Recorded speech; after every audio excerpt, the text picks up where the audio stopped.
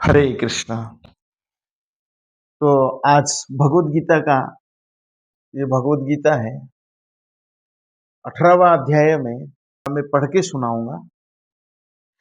न ही देहभृता शक्यम त्यक्तुम कर्माणि अशेषतः यस्तु कर्म फल त्यागी सत्यागी अविधीयते। प्रभुपाद बड़ा सुंदर अनुवाद और तात्पर्य लिखते हैं, पढ़ने की और सुनने की योग्य है। निसंदेह अनुवाद में कहते हैं, निसंदेह किसी भी देहधारी प्राणी के लिए समस्त कर्मों का परित्याग कर पाना असंभव है। कोई भी व्यक्ति कर्म का त्याग नहीं कर सकता है। नई कश्चित क्षणमपि जात उत्तिष्ठति कर्म को। कोई भी कर्म किए बिना संसार में रह नहीं सकता है।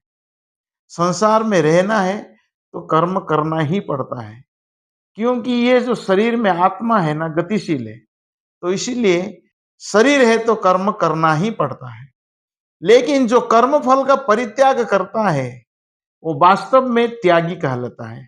तो प्रभुपाद तात्पर्य में लिखते हैं, बड़ा समझने की बात है।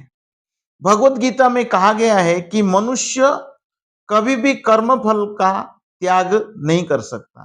अतएव जो कृष्ण के लिए कर्म करता है और कर्म फल को भोगता नहीं, तथा जो कृष्ण को सब कुछ अर्पित करता है, वही वास्तविक त्यागी है। तो प्रभुपाद और थोड़ा विश्लेषण करके समझाते हैं वास्तव में कौन त्यागी है, सन्यासी है।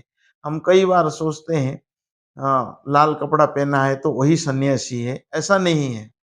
लेकिन वास्तव में सन्यासी कौन है, प्रभुपाद लिखते हैं।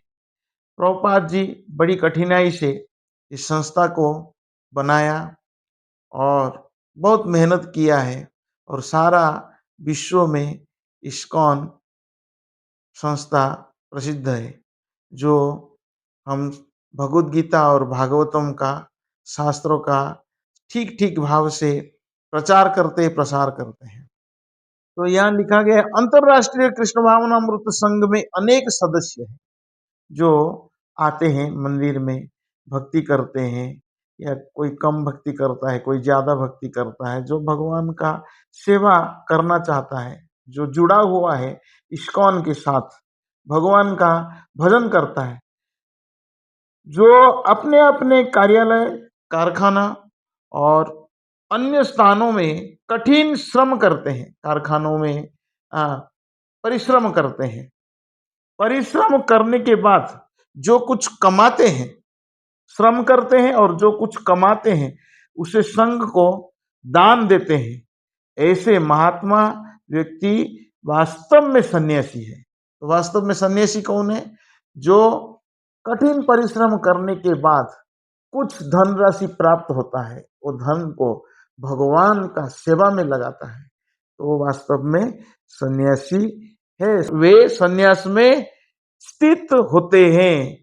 तो यहाँ स्पष्ट रूप से बताया गया है कि कर्म फलों का परित्याग किस प्रकार और किस प्रयोजन के लिए किया जाए। तो बड़ा दुर्भाग्य की बात है जो हम धन कमाते हैं और भगवान की सेवा में नहीं लगाते हैं, और इस संस्था में आने के बाद भी अपना इंद्रिय भोग के लिए धन को लगाते हैं। तो ये सबसे बड़ा दुर्भाग्य की बात है। तो इसीलिए जो भी इस संस्था में जुड़ा हुआ है उसे धन को भगवान की सेवा में लगाना चाहिए।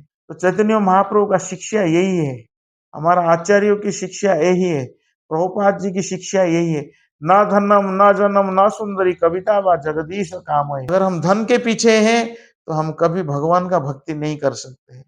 वो संस्था ब्रह्मचारियों को सब प्रकार की सुविधा दे रखा है। तो कोई अगर भक्त लालच में आता है, ब्रह्मचारी हो या गृहस्थ है, तो उसका परिणाम अवश्य भोगना पड़ता है। और न्याय जो है भगवान के हाथ में है। इसीलिए चैतन्य महाप्रभु शिक्षा दिया हुआ है कि न धनम न जनम न सुंदरी कविता व जगदीश काम है। हम धन की पीछे नहीं पड़ना चाहिए, न धनम धन नहीं चाहिए, न जन्म नहीं कि हम शिष्य बनाकर सबके ऊपर प्रभुत्व जमाए, नहीं, ना धनम ना जनम ना सुंदरी। कोई सुंदर आवश्यकता नहीं है भोग की इच्छा में। पूजा लाभ प्रतिष्ठा का पीछे अगर हम पड़ेंगे तो उसको अवश्य दंड प्राप्त होगा। यहाँ हम बच सकते हैं, लेकिन भगवान का दरबार पर हम बच नहीं सकते, भगवान अवश्य दंड दे लेते हैं। आज का तात्पर्य बहुत महत्वपूर्ण है, इसको सभी लोग को पढ़ना चाहिए। ये भगवत गीता का 18 अध्याय का 11वां श्लोक है। तात्पर्य में प्रभुपाद जी स्पष्ट रूप में लिखते हैं, तो हर गृहस्थ को पढ़ लेना चाहिए और हर व्यक्ति सन्यासी हो सकता है जब भगवत गीता के आधार पर जीवन व्यतीत करता है।